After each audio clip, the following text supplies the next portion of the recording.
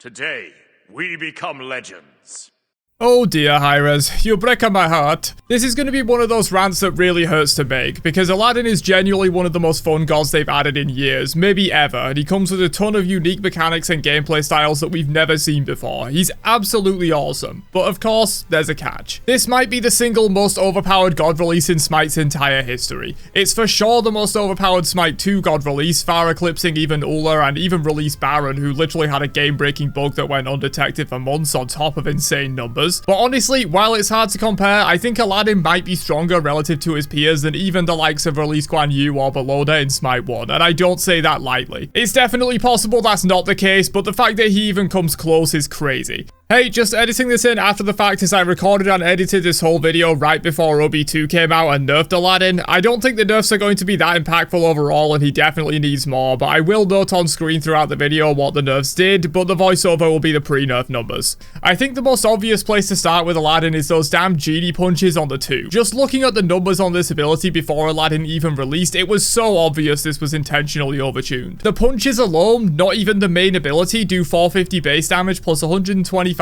intelligence and 225% strength. That's just insane. Add in the dash damage, and this basic ability on a 12-second cooldown is dealing 700 base damage plus 200% int and 290% strength. For reference, Chak's entire kit does 1240 base plus 160% int and 295% strength. That's including his ultimate. Yes, Chak is a tank, but he's one of the more highly damaging tanks, and this is one ability on a 12-second cooldown, which is matching the entire scaling of another god's kit and being not too far off in base damage. That's a bit of an unfair comparison though, right? Tanks aren't meant to do high damage, so what about a damage dealer? Well, let's take Neith as an example, but just the base kit this time. Neith's entire base kit deals 835 base plus 130% int and 210% strength. Yeah, just one of Aladdin's abilities does more damage than a Neith hitting her entire kit on you. The base damage is a little higher for Neith, but the scaling is substantially lower, so with a damage build, Aladdin's 2 will come out on top. This isn't just a cherry-picked outlier either. Medusa, one of the strongest gods in the game with hybrid scaling at the moment, deals 1020 base plus 211% int and 207% strength with her base kit. All things considered, Medusa's entire base kit will probably do only slightly more than Aladdin's 2 on its own. But I hear you say, Aladdin's 2 isn't guaranteed damage. The enemy can jump away or run out of range of those punches. That's a fair point, but in practice it's much harder to escape this damage than you think when you build stuff like Gem of Focus, and even if Aladdin only lands 2 or 3 of the total 5 punches, this still outdamages every basic ability in the game by a wide margin. And if you hit all 5, which isn't that hard, it outdamages most ultimates as well, while being on a 12-second cooldown and coming with mobility. This is just silly. I understand giving an ability that isn't guaranteed damage and requires a genie charge higher numbers to compensate, but they went way too far with this one. Aladdin also has a non-damaging ultimate, which generally means you need the base kit to do more heavy lifting in terms of damage, but not only does his 2 do an entire god's base kit worth of damage, his 1 does absolutely absurd damage as well. The one with the genie refire deals 432 base plus 153% strength and 153% int. Not as insane as the 2, but this damage is also much easier to confirm and is still way too high. Most hybrid scaling abilities in Smite 2 lean towards one type or another, but with Aladdin, he just has both amazing strength and amazing int scaling on every single ability, which makes Buck Trans builds disgusting on him and allows you to build basically any item you want while still dealing amazing damage. The damage output of Aladdin is Zeus level, but while Zeus is extremely vulnerable to dives and the only real way to protect himself is through pumping out damage,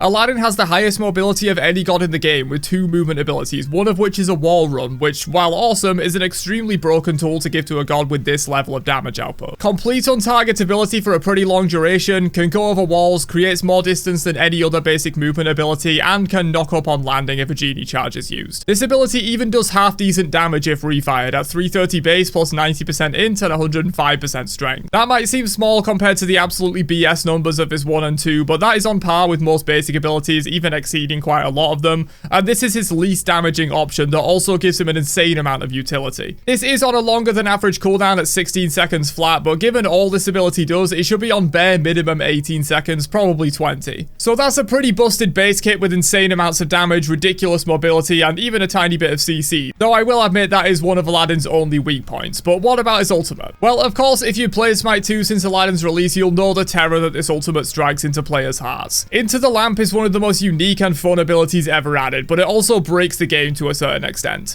And no, I don't just mean breaks the game by permanently trapping people in the lamp or making them immune to vortexes. The main issue this ability has, in my opinion, is how free it is for a complete reset when Aladdin has used all of his cooldowns and gets low. At max rank, this heals Aladdin up to 80% of his health, resets his basic cooldowns and genie charges, gives him 50 protections, which is complete insanity, and gives him 70 cooldown rate. Aladdin already wins a 1v1 fight with basically anything except a fed late game ADC. Even those will struggle when fighting him after the lamp, as his abilities have insanely low cooldowns, and the 50 protections he gets basically reduces the damage he takes by around 15%. The fact that Aladdin can jump into the fight, dump everything for a kill, and still be insanely safe because he can reset everything with the lamp is just busted. It's also insane to me that this goes down to a base 90-second cooldown. I thought we learned this time and time again that ultimates with this level of power and disruption should not be base 90 seconds. It starts at 110 scaling down to 90, but this ability already gets so much better with the health restore and CDR scaling up for Aladdin and down for the enemy, and the protection scaling up for Aladdin, that I don't think it also needs to scale down in cooldown to base 90 seconds.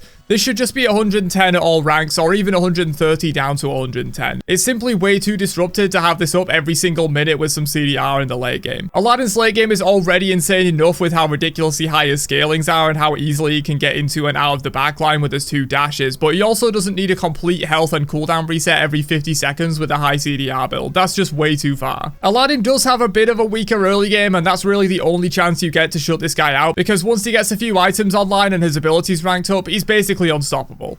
But of course, something I haven't even mentioned until now are his 3 wishes, something that no other god comes even close to in terms of game-changing power level. Wish for Wealth allows Aladdin to get ahead in farm for completely free, Wish for Immortality allows him to correct a mistake and potentially still win a fight or defend an objective even after he dies, and Wish for Power, the best one by far, literally resets all of his cooldowns. We already talked about the ultimate and how nuts it is to just get a complete reset in a fight. Well, this ability gives you a reset in itself, including your relic and any potential active items, and resets your ultimate, allowing for another reset of your basic abilities and health bar. When used right, Aladdin can kit dump you 3 times over in a very short span of time when using this wish, and we've already talked about how Aladdin's base kit outdamages entire other gods' kits, ultimates included. These wishes, when used correctly, can basically nullify Aladdin's only weakness, his early game, and propel him towards the mid and late game when he is uncontested the best god in the game and it's not even close. Oh, and I didn't even mention the lamp item itself, which just passively gives you up to 17% more stats than everyone else for seemingly no reason. The idea seems to be that the lamp takes up an item slot, therefore it should give stats, but you literally don't care that it takes up an item slot until you need that slot. So for the first 20 to 25 minutes of the game, Aladdin just has more stats than anyone else for literally no reason at all. And as we've talked about already, Aladdin's scalings are nuts, so he utilizes those stats better than almost any other god in the game. There's no justifiable reason why the lamp should give you free stats. Once you reach full build, you're going to sell it for an item anyway, and by the time you're getting 6 slotted, you probably should have used all the wishes, so selling it isn't a big deal. And even if you are still holding onto a wish or 2 at 25 minutes in, that should be the cost of having such powerful wishes in the first place. That's really Aladdin in a nutshell, to be honest. Almost everything he has is best in class at no cost in any other area of his kit. He's got base damage, he's got scaling, he's got mobility, he's got utility through health resets and fight disruption, he's got the wishes.